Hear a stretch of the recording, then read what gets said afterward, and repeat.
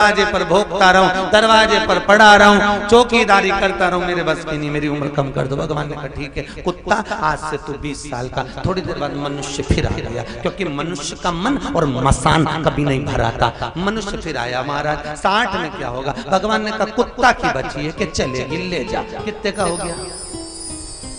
अरे बोलो जम के 80 का। थोड़ी देर बाद उल्लू आ गया। उल्लू ने कहा नारायण। नारायण ने पूछा क्या हो गया? महाराज हमारी 40 साल की उम्र दे दी, रात रात भर पेड़ों पर टंगा रहे, रात रात भर जगते रहे, महाराज हमारे बस का नहीं है, हमारी उम्र कम कर दो। भगवान ने कहा ठीक है उल्लू, आज से तू 20 साल।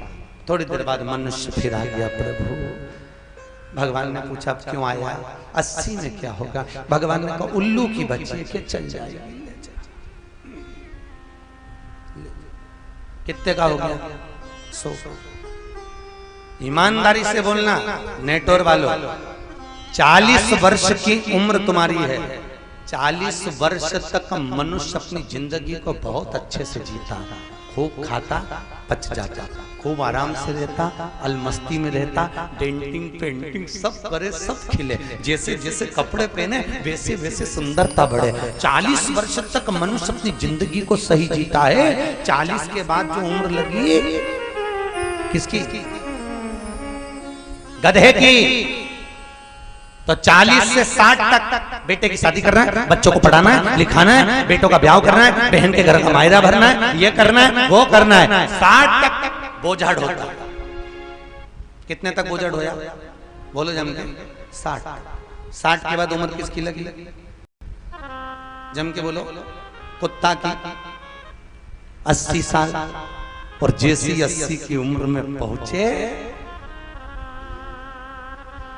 कुत्ता कहां बांधा जाता है? बोलो जम के बोलो, आवाज आना चाहिए। दरवाजे पर। इसलिए कमरे में से निकालकर हॉल में तुम्हारा पलंग डाल दिया जाता है। पड़े रहो हॉल के दरवाजे के पास, वहीं पे उसी जगह पर, क्योंकि भोजन उसी जगह पर आए। वहीं भोजन, वहीं चाय, वहीं नाश्ता, सब कुछ। और जैसे ही कोई आया वहीं से चिल्लाया, वहीं से चिल्लाया, क्योंकि कुत्ते की उम्र लगी। और उसके बाद में जो उम्र लगी 80 से 100 किसकी है? उल्लू की। डॉक्टर साहब मुझे नींद नहीं आ रही, डॉक्टर साहब ने टेबलेट दे दी कि कितनी भी टेबलेट खा ले। डॉक्टर को क्या मालूम कि किसकी उम्र लग गई? उसको क्या मालूम कि उल्लू की लगी? कितनी भी टेबलेट दे रहे, चाहे इंजेक्शन लगा ले तो भी, कितनी भी टेबलेट खा लेना 80 से 100 में, रात को 2 बजे तक सो गए, 2:30 से 3 में फिर उल्लू जैसे पलंग पे बैठे मिलोगे।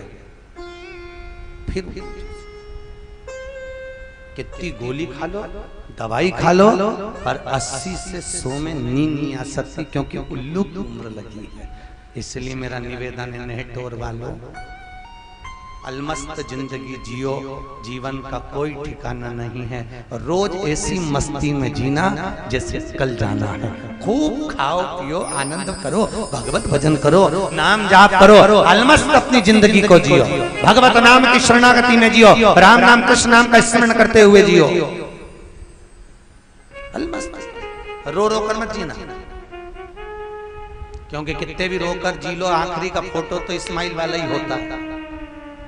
जो आखिरी में फोटो टंगेगा ना, उसमें तो इस्माइल लगेगी। तुम भले रो चाहे गाओ, कुछ भी करो, पर फोटो में तो इस्माइल रहेगी। इसलिए निवेदन है, रोकर नहीं जीना, खूब जैसा मिला जाई विधि राखे राम, ताई विधि रहिए सीताराम सीताराम सीताराम। अलमस्त जिंदगी। दशरथ बाबा ने 60 वर्ष की आयु में राम जी को पाया था। नंद बाबा ने 60 वर्ष की आयु में कृष्ण को पाया था। अवस्था देखिए, अवस्था 60 के आए, राम को पा लिया। तुम भी 60 की अवस्था है, प्रयास करना। जब रिटायरमेंट हो जाए तो अब सोचना कि अब मुझे भगवान का भजन करना, अब नीचे। महाराज दशरथ जी के कानों में शब्द गया है, आवाज। दशरथ पुत्र जन्म सुनि काना, दशरथ पुत्र जन्म सुनि काना, दशरथ पुत्र जन्म सुनि काना, दशरथ पुत्र जन्म सुनिकारा मानहु ब्रह्मानंद समाना मानव ब्रह्मानंद समाना श्री राम जय राम जय जय राम श्री राम जय राम जय जय राम श्री राम जय राम जय जय राम श्री राम जय राम जय जय राम श्री राम जय राम जय जय राम श्री राम जय राम जय जय राम मंगल भवन मंगलहारी मंगल भवन मंगलहारी मंगल भवन मंगलहारी मंगल भवन मंगलहारी। महाराज दशरथ जी के कानों में शब्द गया कानों में सुख स्थापित हुआ। कहा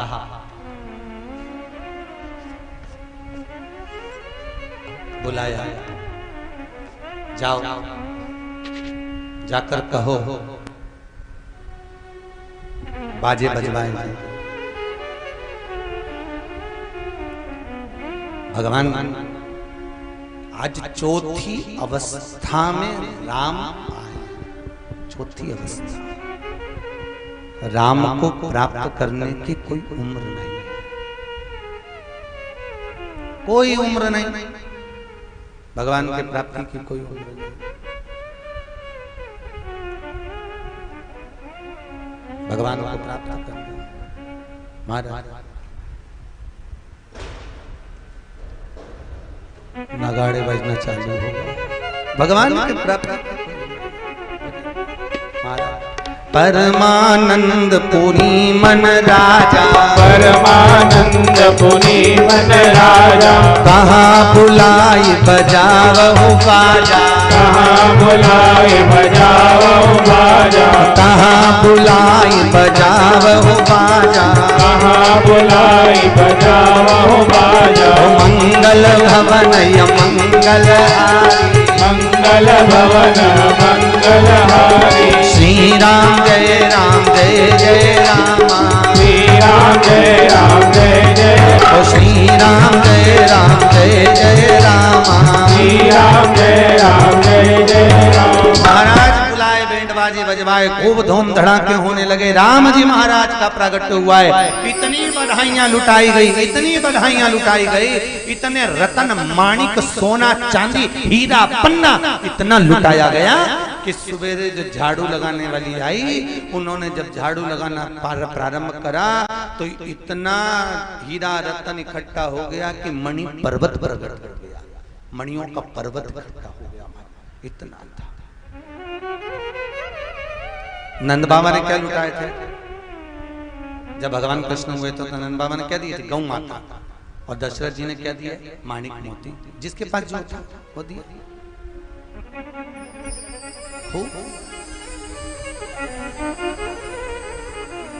जब नंद बाबा ने गऊ में लुटाई थी ना, गाय दी थी तो ब्राह्मण लोग ले जाके बांधते जाते थे। बांधो, ले जाओ और ले जाओ और ले जाओ, खूब बांधा।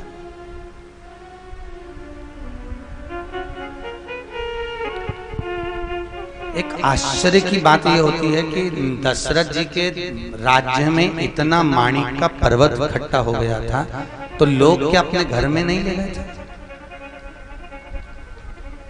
क्या लोग जितने थे वो अपने घर में क्या सोना चांदी हीरा पन्ना रतन माणिक नहीं लेकर गए? वाल्मीकि रामायण के अंतर्गत वर्णन किया बाबा ने कि जितना दशरथ जी ने लुटाया था उससे 1000 गुना तो अयोध्या वासियों ने लुटाया था। अब जब खुद ही लुटा रहे हैं तो खुद ही लेकर कैसे जा सकते? इसलिए पटक दिया। जिसकी मर्जी उठा लेना, ये रखा पड़ा हुआ। दशरथ जी के मन में निर्मल भाव था तो अयोध्यापुर वासियों के मन में भी निर्मल भाव था। मतलब अवध के निवासी कोई सहज नहीं थे, भाव की शुद्धता थी। किसी के मन में कोई कपट नहीं था, किसी के मन में कोई छल नहीं था, किसी के मन में कोई गलत भाव नहीं था। सब में प्रेम देखा। सबके चेहरे पर प्रसन्नता है, किसी में कपट नहीं, किसी में छल नहीं। होता है बुरा जो देखन में चला, बुरा ना मिलिया कोई। होता है कभी कभी ऐसा भाव हो जाता है। एक राजा को मालूम पड़ा कि हमारे नगर में एक व्यक्ति ऐसा खोलला है जिसका मुंह देखो तो सुबह से भोजन नहीं मिलता। ऐसा व्यक्ति हमारे राज्य में, जिसका मुंह देखो तो भोजन नहीं मिलेगा। ऐसा होता है क्या कि जिसका मुंह देखो तो भोजन नहीं मिलेगा? एक दिन राजा ने रानी से कहा, सुन, मैंने सुना है कि किसी का मुंह देखो तो सुबह से भोजन नहीं मिलता, एक बार प्रैक्टिकल करना चाहता हूँ। तो रानी ने पूछा, क्या प्रैक्टिकल करना चाहते हो? उसका मुंह देखना चाहता हूँ, मुंह देखूंगा तो भोजन मिलता है कि नहीं मिलता मुझे देखना। रानी ने कहा, बुला लो। रानी ने कहा बुलाओ। राजा ने खबर करी, बुलाया। रानी से कहा, तू दूसरे कमरे में जाकर सो, आज ही मेरे कमरे में सोएगा। सुबह जब उठूंगा सबसे पहले इसका मुंह देखूंगा। राजा उठा, उठकर सुबह उसका मुंह देखा। मुंह देखते से ही राजा सुबह से इतने काम में उलझ गया कि 1 मिनट भोजन का समय नहीं मिला। रात के 9 बज गई। रानी ने राजा से कहा, आज तो आप ऐसे उलझे कि सुबह से आपने अन्न का निवाला नहीं लिया। राजा बोला, वह खोलने का मुंह देखा था ना, वह खोलने का मुंह देखा, इसलिए अन्न का निवाला नहीं मिला। राजा को क्रोध आया, भोजन बाद में करूंगा, सिंहासन पर बैठा, बुलाओ उस खोलने को, और खोलने को बुलाओ उधर। उसका मुंह देखा है तो मुझे खाना नहीं मिला, ऐसा खोलना मेरे नगर में नहीं रह सकता, बुलाओ उसको। बुलाया गया। बोलिए महाराज। राजा ने कहा, तुझे फांसी की सजा मिलती है, मृत्यु दंड दिया जाता है तो मरेगा भी। तैयारी करो फांसी की, इसको मृत्यु दंड दिया जाता है, फांसी की तैयारी। और मृत्यु दंड की जैसी तैयारी, सामने सूली लगी हुई थी, राजा खड़ा था। ये इतनी तेज हंसा, तो राजा ने पूछा, क्यों रे, तेरे को फांसी की सजा हो रही है, तू क्यों हंस रहा है?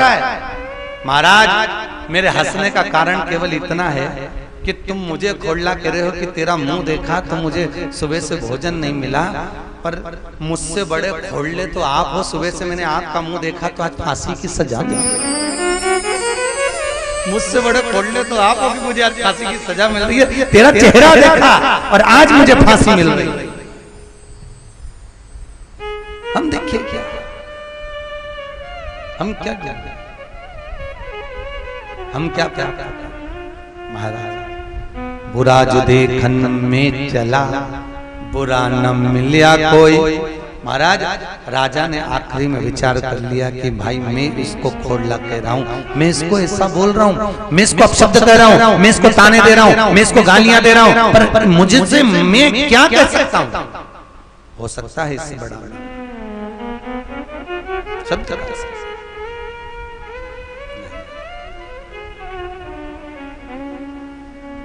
दशरथ जी ने आज सुख पाया। अवधपुर के निवासी समानंद कर रहे हैं, पूरी अयोध्या जानने में ढूंढी हुई है। किसी के मन में कपट नहीं, छल नहीं, प्रपंच नहीं, सबके मन में भाव है।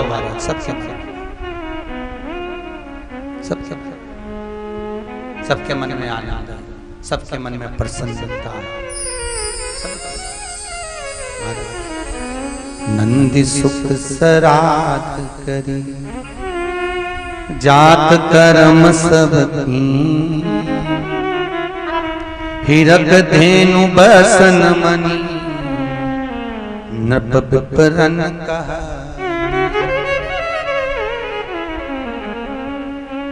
चारों तरफ आनंद समाहित हुआ, चारों तरफ आनंद मंगल शकुन हो रहा है। और महाराज सारे रात कर्म कर संस्कार करने के बाद पलने में भगवान को पौड़ाया है।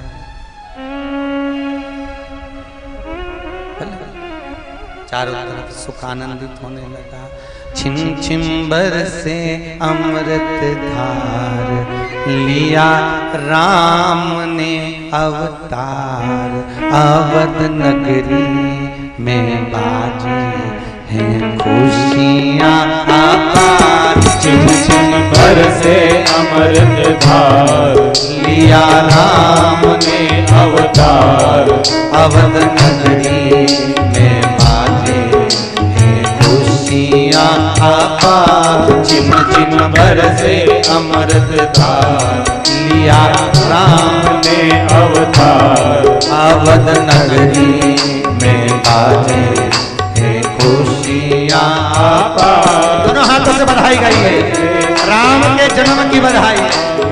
राम ने अवतार, अवध नगरी में बाजे है खुशियाँ अपार।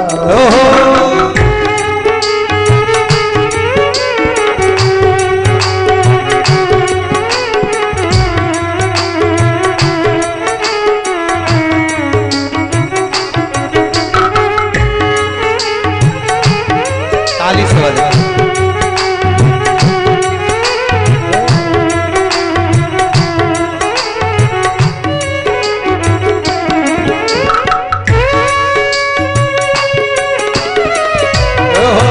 बधाई हो, बधाई हो।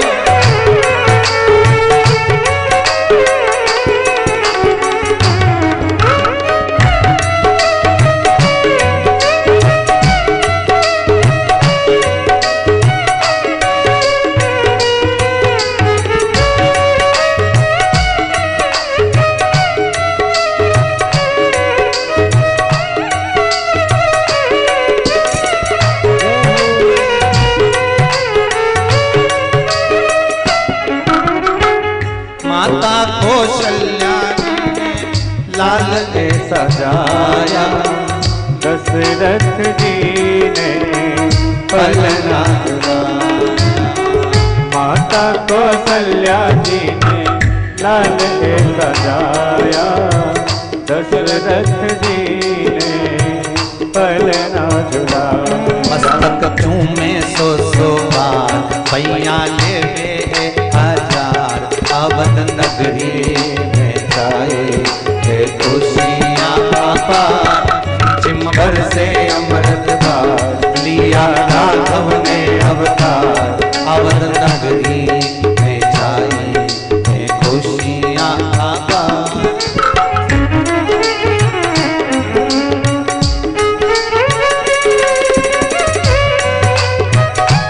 बधाई हो, राम जी के जन्म की बधाई।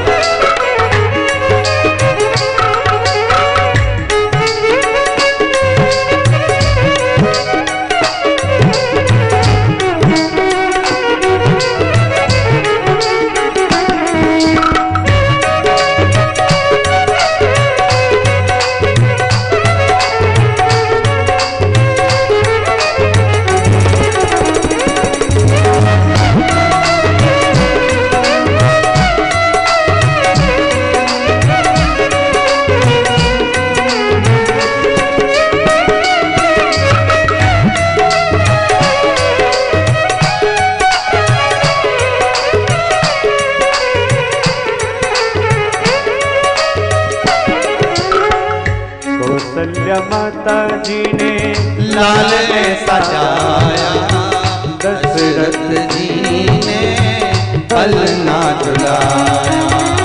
माता कौशल्या जी ने लाल ने सजाया, दशरथ जी ने पलना झुलाया।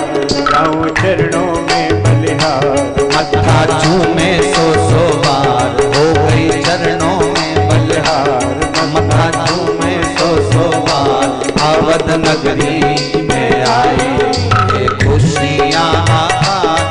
चिम बरसे अमृत धार, लिया राघव ने अवतार, अवध नगरी में जाए खुशियाँ अपार। अवध नगरी में जाए ये खुशियाँ अपार, अवध नगरी में जाए खुशियाँ अपार। अवध नगरी में जाए ये खुशियाँ अपार। अवध नगरी में जाए खुशियाँ अपार। बोल रामचंद्र भगवान की जय। पूरी अवध नगरी में आनंद है। महाराज 3 बार बधाई हम आपको दे रहे हैं राम के जन्म की, 3 बार आप हमें दीजिएगा, ठीक है?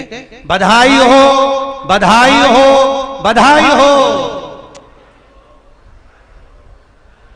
अरे नेटवर्क के कंजूसों, अच्छे से तो बधाई दो, कम से कम यहाँ तक पहुंच जाए। ऐसे धीरे धीरे दे रही, वहीं की वहीं गिर जा रही है। पहले हमसे ले लो अच्छे से दम से, फिर इसके बाद दे देना, ठीक है? पहले ले लो अच्छे दम से। बधाई हो। अरे पहले हाथ नीचे रखो, पहले ले तो लो पल्लू पसार के, पहले लो फिर इसके बाद देना। बधाई हो, बधाई हो, बधाई हो। अब दो। आ गई। अब आई जरा दमदारी से, पहले कंजूसाई से दे रहे थे। बताओ भगवान राम जी महाराज अवधपुरी में ऐसे मंगल साज हो रहे हैं, ऐसे आनंद हो रहे हैं कि देवता भी स्थिर होकर उस आनंद को लेने के लिए खड़े हुए, सूर्य भी नहीं पड़ता। जय महाराज जाने को तैयार, स्थिर। सूर्य भी अपनी जगह पर स्थिर हो गया।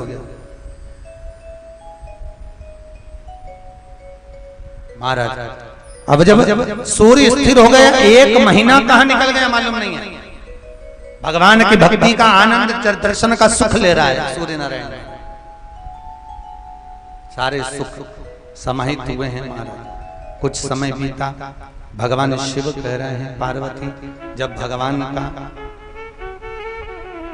प्राकट्य हो गया तो जगत जननी से कह रहे हैं मैं स्वयं काकभुसुंडी जी के साथ में भगवान राम का दर्शन करने के लिए गया हूं महाराज। श्री राधे भगवान का दर्शन करने के लिए गया हूं मैं स्वयं भगवान। और जब भगवान का दर्शन करने के लिए गया, मुझे मालूम था कि दर्शन मिलेंगे नहीं। फिर मैंने एक संत का रूप लिया, एक साधु का रूप रखकर गया, और साधु का रूप रखकर जाकर आवाज लगाई महाराज। कौशल्या मैया के कानों में शब्द गया, किसी ने जाकर कहा मां दरवाजे पर बाबा आया, बहुत अच्छी भविष्यवाणी करता है, जरा चलकर दिखा दीजिए। अच्छा देखो, एक भविष्यवाणी यहां शंकर जी कर रहे हैं, और एक भविष्यवाणी लंका में श्री हनुमान जी महाराज कर रहे हैं। एक भविष्यवाणी लंका में हनुमान जी ने भी करी। जब रावण नहीं मारा, विभीषण ने कहा इसकी नाभि में अमृत है, और दे बाण पर बाण छोड़े गए, दे बाणों पर बाण छोड़े गए। जब 31 बाण छोड़ दिए, रावण नहीं मरा, प्राण नहीं छूटे, रावण मरता ही नहीं। तो लक्ष्मण जी ने राम जी से कहा ये विभीषण जबरदस्ती का बेवकूफ तो नहीं बना दिया गया कि अपन से कह रहा है कि नाभि में अमृत हो, नाभि में अमृत, अपन ने बाण छोड़ दिया तो मर जाना चाहिए, मर क्यों नहीं रहा? इतने में तो लक्ष्मण जी को तो बहुत गुस्सा था, क्रोध तो बड़ा ही था। होता है एक भाई नरम होता है तो एक भाई गरम होता है। ये जोड़ी जितनी भी बनाते हैं ना, अभी आप आगे देखेंगे राम लक्ष्मण भरत शत्रुघ्न की जोड़ी बनी, राम के साथ लक्ष्मण, भरत के साथ शत्रुघ्न। ये जोड़ी हमेशा जो बनती है, गुरु जो बनाता है सोच समझ के बनाता है। आप लोगों की भी जो जोड़ी बनाई होगी पति पत्नी की, तो पत्रिका मिलवाई होगी, जन्म पत्रिका मिलवाई होगी, या नाम मिलवाया होगा, गुण मिलान करवाया होगा, तो पंडित जी ने गुण मिलान करके कहा होगा कि भाई पंडित अगर जोड़ी बनाता है तो ये सोच के बनाता है, पति अगर गुस्से वाला है तो पत्नी नम्र, और पत्नी अगर गुस्से वाली हो तो पति नम्र। वैसे तो पति बेचारा हमेशा नम्र रहता ही है, वैसे तो नम्र ही रहता है, पर उसके बाद भी जब जोड़ी बनाते हैं तो ये सोच के। लक्ष्मण जी पहुंचे विभीषण के पास में, विभीषण से कहा इधर इधर। विभीषण बोला बोलो महाराज, हाथ जोड़ के, क्योंकि आफत गले पड़ी, मरी नहीं गया रावण, करें क्या? ये मर क्यों नहीं रहा? विभीषण बोले अमृत में, नाभि में अमृत है तो मारी। तो 31 बाण छोड़ दिए तो भी नहीं मरा, फिर जिंदा हो जाता, फिर उठ के बैठ जाता। सही बता दे विभीषण। विभीषण बोले बाप की सौगंध खाऊं, मेरे को तो जो मालूम था वो बताया है, जो मुझे मालूम था मैंने बताया। इतने में हनुमान जी महाराज समझ गए जरूर कोई बात है, अमृत तो कब का सूख गया पर ये मरता नहीं है। तो यहाँ अयोध्या में शंकर जी ज्योतिषी कर रहे हैं, रावण के मरते समय हनुमान ज्योतिषी करने पहुंचे थे लंका के अंदर। यहाँ तो विभीषण के कहने पर बाण छोड़े जा रहे थे, उधर हनुमान जी लंका में प्रवेश करके साधु बनकर संत बनकर जाते से सबका हाथ देखकर बताने लगे, भविष्य बताने लगे, भाग्य बताने लगे। इतने में खबर पहुंच गई मंदोदरी के पास। मंदोदरी दौड़ कर आई, बाबा मेरा भी भाग्य बता दो। बाबा ने कहा मंदोदरी तेरा पति मरने के लिए खड़ा है, अंतिम पड़ाव पर प्राण छूटने वाले हैं, पर मंदोदरी उसको बचाने वाली केवल तू ही है। इतने में मंदोदरी बोली बाबा बिल्कुल सत्य बोले हो, अगर रावण को बचा रखी हूं तो मैं बचा रखी हूं। मंदोदरी तेरे पास ऐसी चीज है कि तू रावण को मरने नहीं दे सकती। इतने में मंदोदरी बोली बाबा बिल्कुल सत्य कहा, रावण ने तप किया था, ब्रह्मा जी से वर मांगा था मैं मरूं नहीं, तो ब्रह्मा जी ने कहा पृथ्वी पर जन्मे हो तो मरना तो पड़ेगा। तो रावण ने कहा था मेरी नाभि में अमृत भर दो, नाभि में अमृत दे दिया, इस अमृत को बाण लगेगा तब तुम मरेगा। पर रावण को लगा तो बाण तो अमृत पे लग जाएगा और मैं मर जाऊंगा। रावण बड़ा विद्वान था, उसने ब्रह्मा जी से कहा मुझे ऐसा बाण दो, वही बाण जब मेरी नाभि में लगे तभी मैं मरूं, उससे पहले ना मरूं। मंदोदरी बोली बाबा आपने बिल्कुल सही कहा, मेरे पास में एक बाण ऐसा है जो रावण ने लाकर दिया था, मैंने अपने पलंग के जिस कमरे में हम सोते हैं उस कमरे के खंबे में उस बाण को दीवार में चुनवा दिया। अब तो हनुमान कूद पड़े कमरे के अंदर, तोड़ा उस खंबे को, बाण को निकाला, राम जी को दिया, राम ने साधा, रावण को लगा और रावण मरा। नहीं तो कितने ही बाण राम जी चला लेते, रावण मरने वाला नहीं था महाराज, कितने ही चला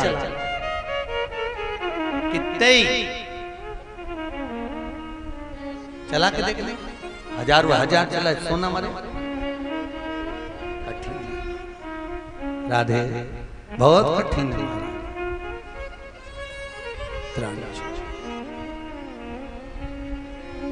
बहुत प्राणों को छोड़वाना। आज भोलेनाथ यहाँ पर भविष्यवाणी कर रहे हैं, शंकर भगवान आए, सूचना मिली अवध नरेश को, सूचना मिली कौशल्या महारानी को, दौड़ पड़ी हमारा।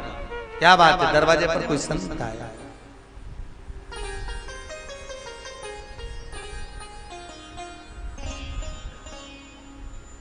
अवध नगरी में आज एक बूढ़े बाबा पधारे हैं, बड़े सुंदर ज्योतिषी हैं, सुंदर भाग्य बताते हैं।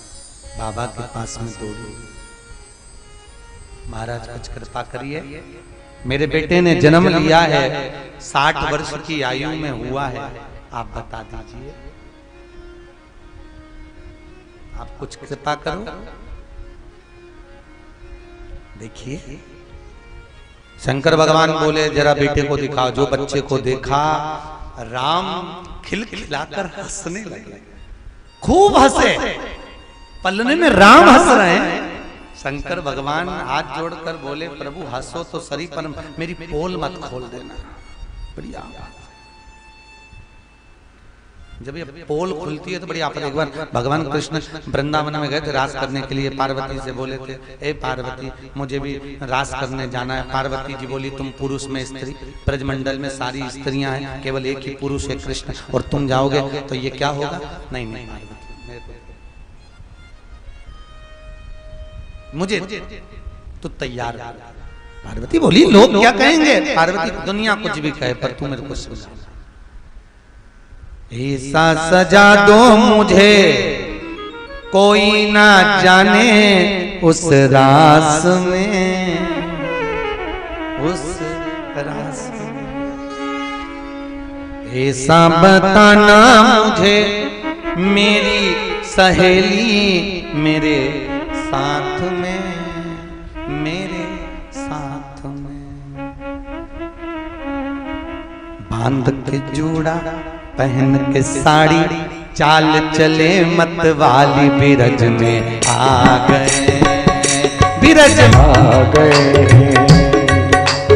एक दिन वो भोले भंडारी बन के सुंदर नारी बिरज में आ गए हैं, बिरज में आ गए हैं। बड़े भाव से आनंद से दोनों हाथों से जय हो।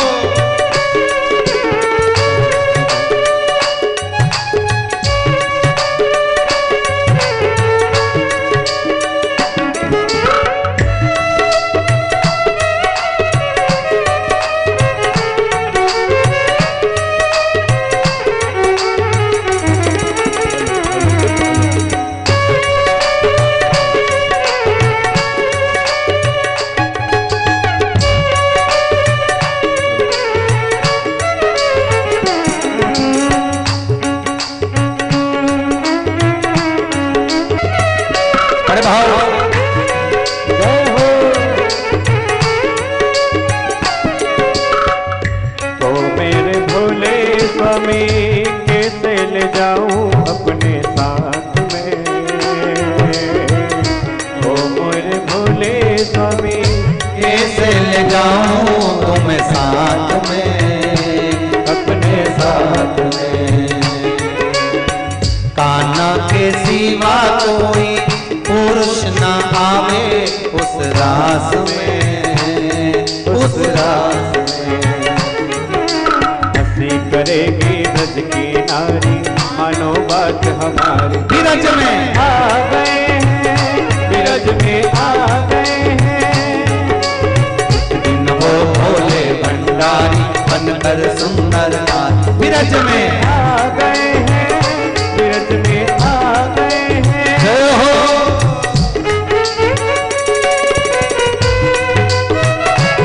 जय हो।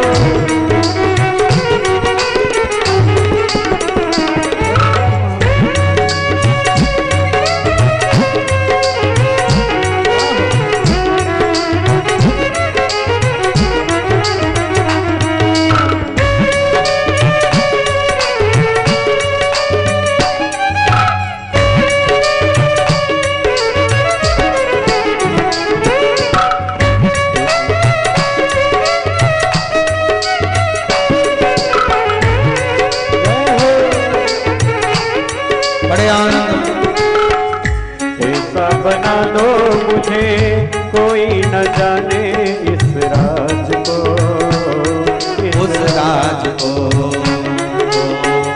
ऐसा सजा दो मुझे कोई न जाने इस राज को, इस राज को। ऐसा बताना मुझे मेरी सहेली मेरे साथ में, मेरे साथ में। जय हो। ऐसा बताना मुझे मेरी सहेली मेरे साथ में, मेरे साथ में। बांध के जूड़ा पहन के साड़ी चाल चले मतवाल बिरज में आ गए हैं, बिरज में आ गए हैं। एक दिन वो भोले भंडारी बन के सुंदर नारी बिरज में आ गए हैं, बिरज में आ गए हैं। बिरज में आ गए हैं, बिरज में आ गए हैं। भगवान शिव ब्रज मंडल में रास करने आए थे, इतना घूंघट कर कर लहंगा चोली पहनकर भगवान कृष्ण ने खूब रास रचाया। रास रचाने के बाद भगवान कृष्ण ने गोपियों से कहा, इतने दिनों से तुम मेरे संग में रास रच रही, आज तक मैंने तुम्हारा मुंह नहीं देखा, जरा लाइन से तो खड़ी हो जाओ। सब लाइन से खड़ी हो गई। भगवान शंकर ने मन में सोचा, आज ही मुंह देखना था, आज ही का दिन मिला था। शंकर भगवान ने सोचा सबसे आखिरी में खड़ा होऊंगा, मुंह देखते देखते इधर आएगा, जब तक मैं खसक ही जाऊंगा। शंकर जी सबसे आखिरी में खड़े हुए और भगवान मुंह देखते देखते देखते देखते जैसे ही जाने लगे तो भगवान शंकर भगवान कृष्ण ने सोचा कि ये भग जाएंगे। भगवान कृष्ण बोले, सुनो गोपियों, आज मैं सबसे आखिरी से मुंह देखना चालू करूंगा। शंकर भगवान बोले, और ही फंसे। तो शंकर भगवान मन में सोचे, मैं उधर जाके खड़ा। शंकर भगवान दौड़ के उधर खड़े हो गए। भगवान कृष्ण बोले, अब मैं उधर से मुंह देखूंगा। शंकर भगवान बीच में फंस के खड़े हो गए। मुंह देखते देखते देखते देखते देखते देखते जैसे ही सामने आकर खड़े हुए कन्हैया, शंकर भगवान घूंघट लिए थे। कितना घूंघट? अरे बोलो तो सही, इतना देखा है आप लोगों ने? अरे बोलो तो, पहले चलता था इतना घूंघट। पहले इतना घूंघट चलता था, धीरे धीरे धीरे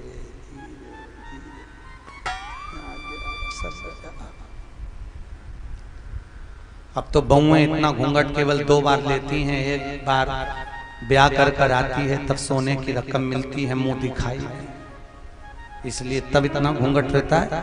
और दूसरी बार इतना घूंघट बहुएं जब लेती हैं जब घर में बुढ़ा बुढ़ी मरता है, डोकरा डोकरी मरते तब।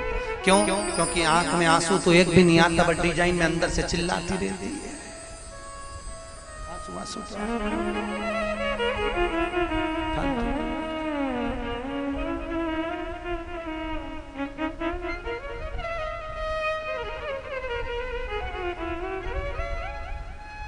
तो बुढ़ा बुढ़ी मरते हैं ना तो बहुएं बहुत अच्छा रोती है। कभी तुम देखना डिजाइन में इतना अच्छा रोए, नई डिजाइन में खूब अच्छी अच्छी टॉपिक चेंज कर करके रोती है। एक बहू रो रही थी, अरे अम्मा तू हमें छोड़ के चली गई, अरे हमको भी ले जाती, हमें क्यों छोड़ गई। इतने में पति पास में बैठा था, उसने कोनी मार के कहा चुप रह, अम्मा क्या 4 व्हीलर गाड़ी लेके गई, चुप चुप। उसने टॉपिक चेंज करा, दूसरी डिजाइन में रोना चालू तुरंत।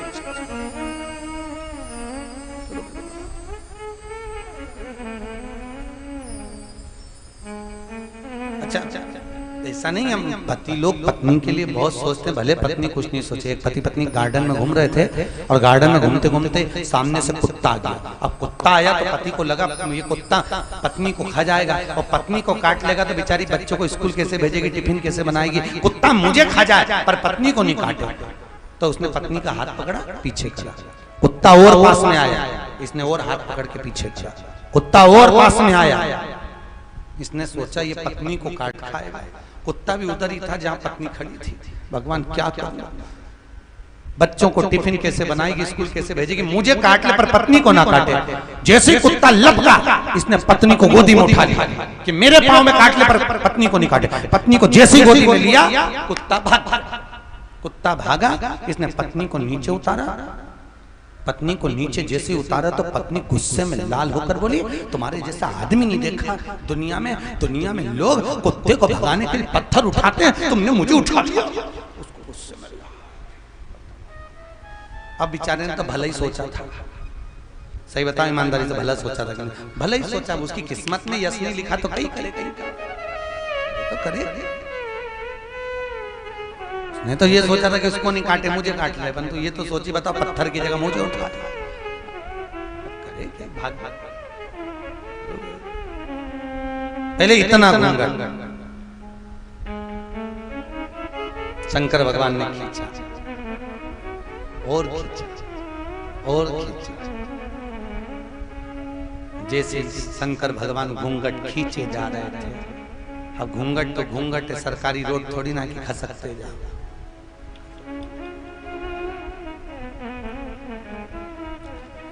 जो जूड़ा बंधा था, जटा की जगह जूड़ा, वो पिन से टच था। जैसे खींचा पूरा जूड़ा नीचे, पल्लू नीचे।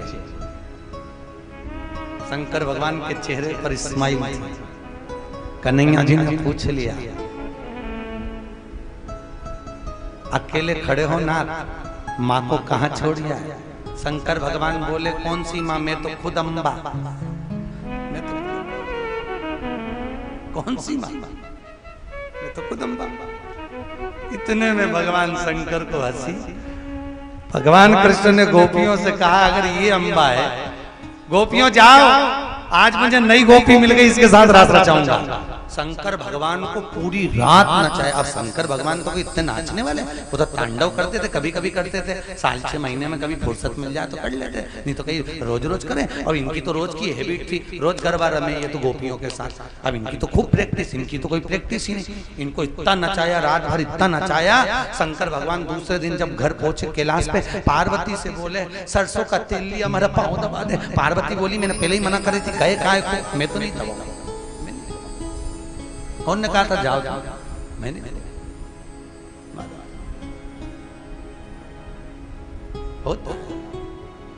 आज भगवान शिव अवधपुरी में लाला का दर्शन करने पधारे,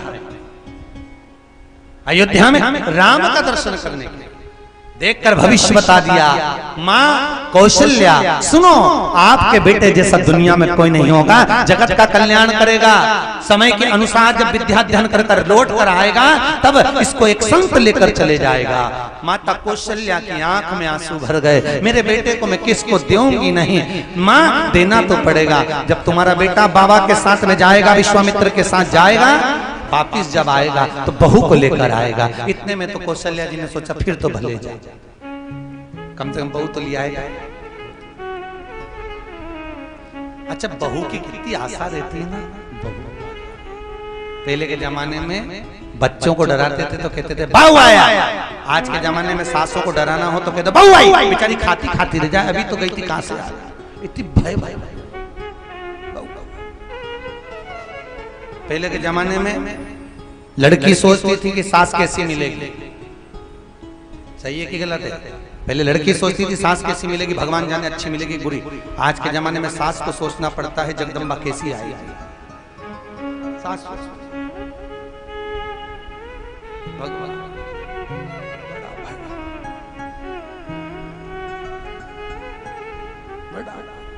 शिव जी। समय आया, शिव जी गए, पार्वती के साथ जगत जननी जगदम्बा के साथ विराजमान हुए। बाबा दशरथ जी ने गुरु जी को बुलवाया, कहा महाराज नामकरण संस्कार कर। संस्कार हुआ। नामकरण कर अवसर जाई, नामकरण कर अवसर जाई, नामकरण कर अवसर जाई, नामकरण कर अवसर जाई। भूव बोली पठाए मुनि ज्ञानी, भूव बोली पठाए मुनि ज्ञानी। मंगल भवन या मंगल हारी, मंगल भवन मंगल हारी। सो सुख धाम राम असनामा, सो सुख धाम राम असनामा। अखिल लोकदायक विश्रामा, अखिल लोकदायक विश्रामा। मंगल भवन या मंगल हारी, मंगल भवन मंगल हारी। मंगल भवन अमंगल हारी, मंगल भवन मंगल हारी। महाराज श्री राम जी महाराज का नामकरण संस्कार हो रहा है। गुरु बाबा ने कौशल्या माँ की गोद में भगवान को जब देखा, देखकर कह दिया ये जगत का आनंद कराने वाले, सुख का मूल स्थापित करने वाले महाराज, इन्हीं का नाम जगत का कल्याण करने के लिए 2 अक्षर का राम संबोधन कर दिया। बिल्कुल सीधा नाम, एक ही, क्या? राम। क्या नाम हुआ? राम।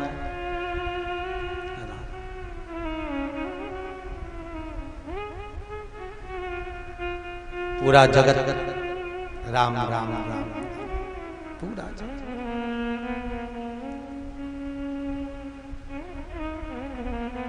अच्छा, दुनिया के लोग राम का नाम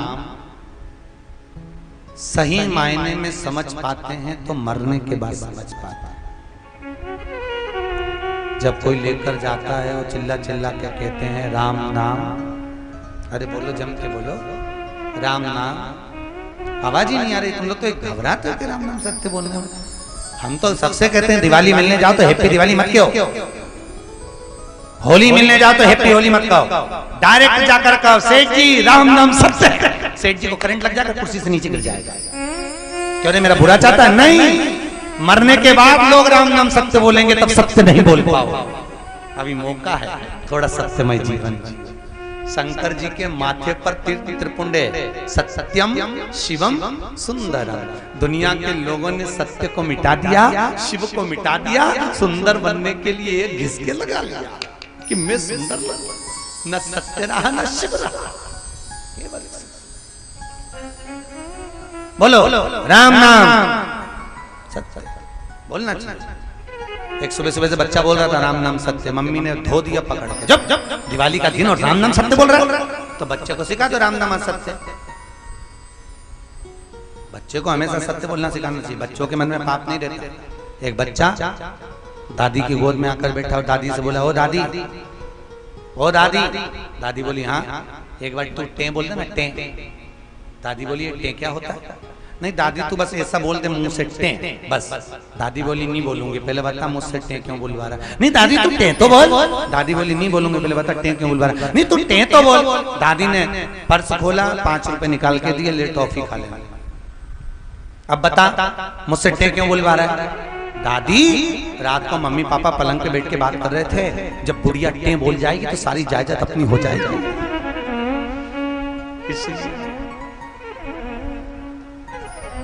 नेटोर वालों तुम मत बोलना कि टे बोलना ही मत, अपन कोई बुलवाए तो मत बोल जो तुम।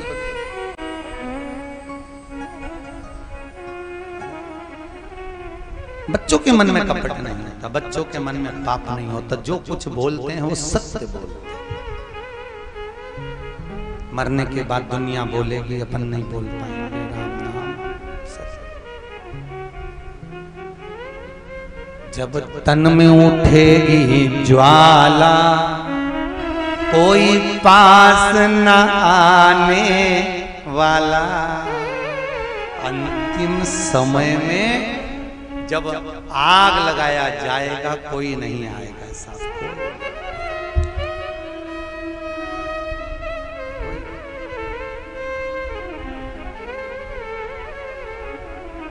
राम जप ले, हरि का नाम जप ले,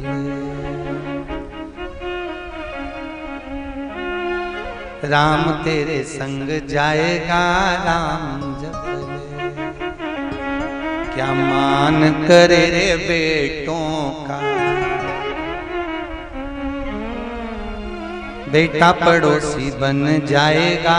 राम जप ले, क्या मान करे रे काया का, काया माटी मिल जाएगी। राम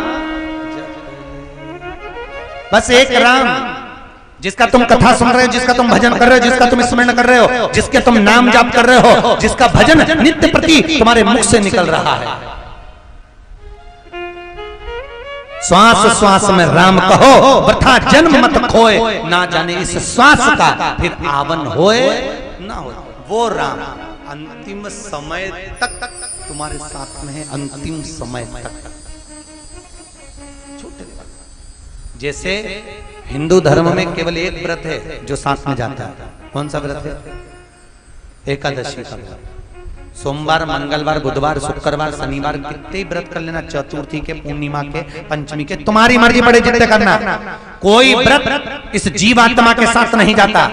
केवल हिंदू धर्म का एक व्रत है, एकादशी का व्रत। जीवात्मा जब प्राण त्यागती है उसके साथ में जाता है। भीष्म पितामह बाणों की सैया पर पड़े थे। काई की सैया पर पड़े? बाणों की। और बाणों की सैया पे पड़े थे तो कन्हैया जी ने जाकर कहा था, पितामह तुम्हारे प्राण छोड़ दो, अब तुम कब तक पड़े रहोगे? कब तक पड़े रहोगे? कष्ट कितना हो रहा होगा, दर्द कितना हो रहा होगा, तकलीफ कितनी हो रही होगी, प्राण छोड़ो। भीष्म पितामह कहते हैं, कृष्ण मुझे कष्ट नहीं है, मुझे दर्द नहीं है, मुझे तकलीफ नहीं है, मेरे शरीर में से एक रक्त की बूंद नहीं निकल रही। इतने सारे बाण अगर शरीर में होते तो रक्त निकल गया होता तो व्यक्ति मेरे जैसे ही मर जाता। एक रक्त की बूंद मेरे शरीर से नहीं निकल रही। तो कन्हैया ने पूछा भीष्म पितामह से, क्यों, क्या कारण है? भीष्म पितामह तुम जो इतने बाणों की सैया पर भी प्रसन्न दिख रहे हो, क्या कारण है? पितामह कहते हैं, कृष्ण ये मेरे पुण्य, जो मैंने एकादशी के व्रत करे, वो एकादशी के व्रतों ने मुझको अपने हाथों में झेल कर रखा है। दुनिया को लगता है मुझ में बाण लगे हैं, परंतु जितनी एकादशी के व्रत मैंने करे थे वो एकादशी मुझे हाथों पर झेल कर खड़ी है। इसीलिए सूर्य उत्तरायण होगा तब मैं प्राणों को त्यागूंगा, उससे पहले नहीं मरने वाला, नहीं मरूंगा। एक ही व्रत है जो आपके साथ जाता है। कौन सा? बोलो, जम के बोलो। एकादशी। इसलिए हमारे यहाँ शास्त्र कहता है, वल्लभ कुल की एकादशी करो, भले बकरी जैसे चरो पर एकादशी करो, भले खूब चरो। कई लोग कहते हैं हमसे भूखा नहीं रिया जाता, हमसे व्रत नहीं होते। क्यों नहीं होते? क्योंकि खाने से रुचि नहीं है, खाने का मन लगता है तो खूब खाओ ना, कौन मना कर रहा है? इतना सारा मूंगफली का दाना तल लो, सेक लो, फ्रिज पे रख दो, चिप्स तलो, कूलर पे रख दो, साबूदाने की खिचड़ी बनाओ, फ्रिज पे रख दो, राजगिरे की खीर बना के पलंग के पास रख लो, जहां से निकलो वहीं चरो, पर एकादशी करो, खूब खा, पर एकादशी नहीं छोड़। सारे व्रत छूट जाएंगे, एक ही व्रत जाएगा। एकादशी की मृत्यु दीजे, द्वादशी को दाग, वृंदावन की लकड़ी दीजे, दीजे दोनों हाथ। केवल एक व्रत, कोई दूसरा नहीं। महाराज भगवान राम का नाम सुख की खाना, विश्व भरन पोषण कर जे, ताकर नाम भरत अस होय। महाराज जो केकई माता की गोद में विराजमान थे, उनका नाम भरत है। महाराज फिर जो वर्णन करा, केकई माता की गोद में दो बालक हैं, एक माता केकई के पुत्र भरत जी विराज रहे हैं, एक माता सुमित्रा के पुत्र भी।